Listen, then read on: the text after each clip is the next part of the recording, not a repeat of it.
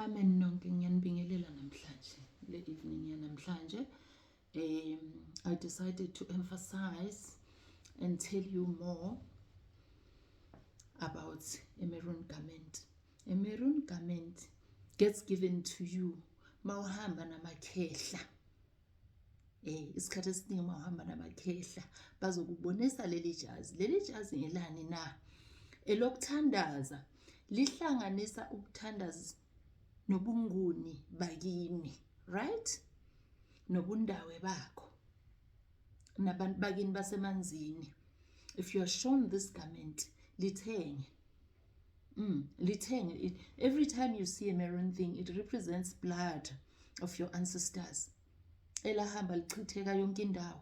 So mawusuthenga leli jazi usukubuyisa bona, usukubuyisa amandla akubo.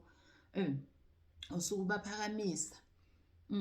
Angithi lika Jesus igazi sasiliphakamisa nalo. Naleli ke labantu bakini uyaliphakamisa. For each and every individual to heal, you need to heal your bloodline. You are not an orange that fell from a tree, right? So this, if you're shown this garment, you are going to be the person that prays a lot. You're going to be the person that is going to use herbs. There are some diseases that you can't heal using herbs only. There are some diseases that you can't heal using amanzi only. So this, you're combined. Elamakhehla leli jazi lihloniphe ulithenge. Ulithenge linamandla, libonisa ukuthi sinamandla angakanani. Sinamandla ke umkhululangabi ungamboneje umkhululangabi uyafemba, umkhululangabi uyasiphakamisa isithunywa, umkhululangabi ubakhuphulile nje abantu, right? Umkhululangabi uyathandaza uthandazela abantu ukhomba kwenzeke.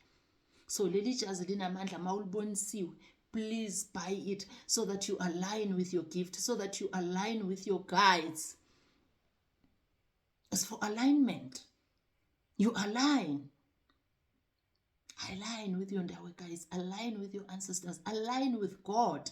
Ngithe mina lihlanganisa ukuthandaza. You're going to be prayerful. You're going to intervene in your cases that you see. You're still going to use herbs again. Our vote. Ngiyabonga mkhulu.